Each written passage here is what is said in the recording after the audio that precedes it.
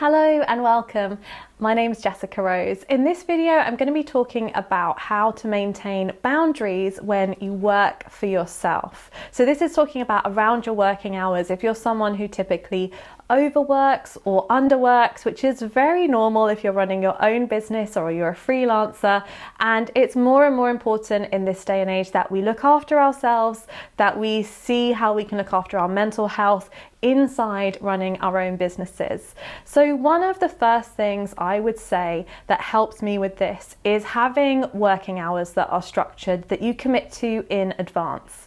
So it doesn't matter when they are. I know some of us work evenings or weekends or daytimes, but what's really important is that you're not on all the time. It can be very easy as a business owner, especially if you're excited about your business and you love doing it and you love learning new things and making and all of that, but to make sure that you have time when you're not working. And this can take discipline. And for those of you who feel like you find it hard to motivate yourself around working, it's again having those structured hours and maybe starting very small. What can you do that's half an hour each day if you're going from zero, and build that up to 45 minutes and then gradually to an hour. And once you get stuck into projects and you start to see the results in your business and you start to feel productive, you will naturally want to work a little bit more. So that is the first tip, is kind of having boundaries around your working hours and really listening to yourself so that you know that you are working in the best possible way for you. My next tip is to plan and have activities when you are not working. So if you know you're someone that often likes to overwork, it can be very easy to slip into that if you've got nothing planned for afterwards. And it can be little things, and it can be relaxing things like going for a nice walk, or I like to play the piano sometimes, or go and play a bit of tennis, or go out and meet friends. If you've committed to something and it's in your diary and it's structured in, you're much more likely to say at 5 p.m. or whenever it is that your working hours end, no, I'm going to put that down because I've committed to this other activity, than if you have no plans that evening and you could easily just roll on. So I encourage you to go through your diary for the week ahead and say, okay, what can I put in that is for me? And this kind of comes on to the next tip, which is about carving out time for yourself. Even if you have a really busy week, or you're in a launch period, or there's lots going on with juggling lots of different things, I find that it's really important to do our best to carve out some time for ourselves each day, even if it's only 10 minutes. Some days it can be longer, you might be able to get an hour or even a couple of hours, but to be able to have some time to do some more of these mindful activities, whatever that is for you, whether it's something active or something creative that is different from your business. So it might be useful to put together a list of activities that you can do. And here is another thing, you don't have to love all of them, but having variety in your working life, in your day, and giving your brain different things to focus on when you're not working is going to help you to have the focus you really need on those hours where you are working. So you become more productive and you enjoy your work more and have a more balanced lifestyle. All of this is really important about focusing on the long game. You might be running this business for 5 years, for 10 years, for 20 years, for 50 years, who knows? And so it's really important that we don't just sprint at the beginning and get burnt out. That's what we want to try and avoid. And I found that it's a lifelong learning process to work out where that threshold is, where I can challenge and push and inspire myself, but also not go too far that actually I become unwell or exhausted or a little bit burnt out or very burnt out. So really kind of getting self-aware around how you work and what things can make you the best possible worker in the long run, which is often doing less in the short term. I know that lots of small business owners and freelancers can feel guilty about not working at certain times, especially if we feel like we've got goals we want to achieve and things that we want to do. So I just encourage you, if you do get feelings of guilt come up, to just acknowledge them. Don't push them away. They are there for a reason.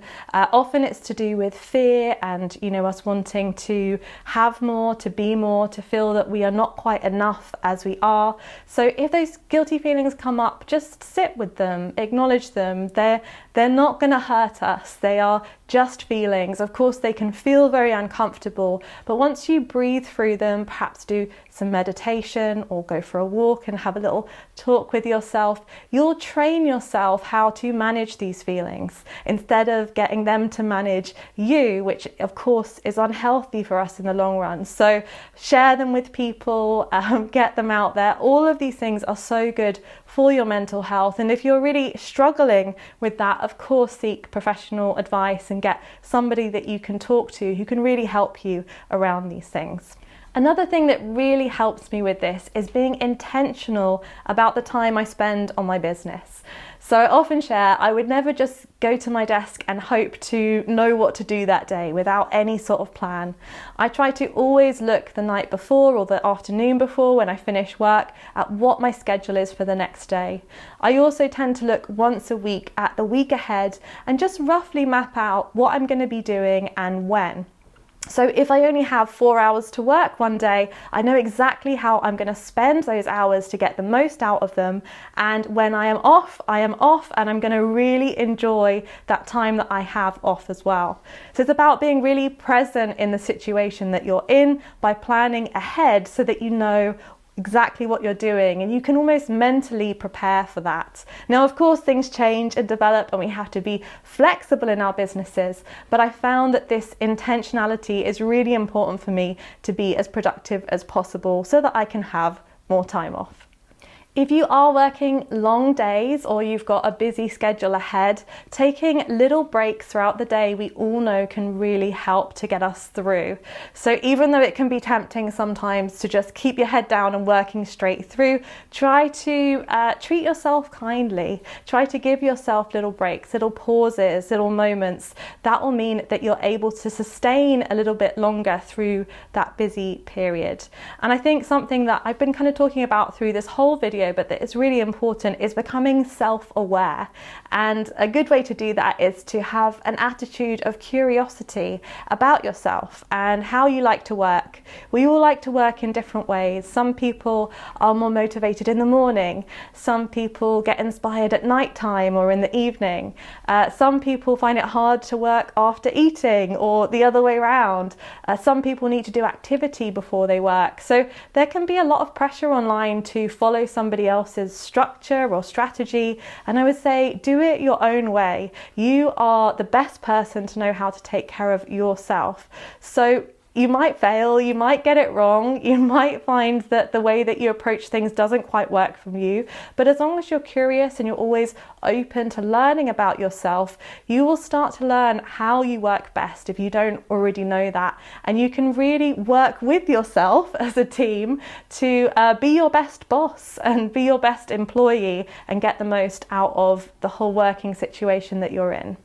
So the key here is to really listen to yourself, treat yourself with love and kindness in your work, and remember that productivity is not a measure of your worth. So whether you are productive or not, it doesn't affect your value as a human being. This is all about being able to work in the most effective way so we can enjoy our work, so that we can create things we're proud of, we can learn, we can develop and grow. So this is for us, it is not to make us valuable. And I think that is a really important distinction to remember.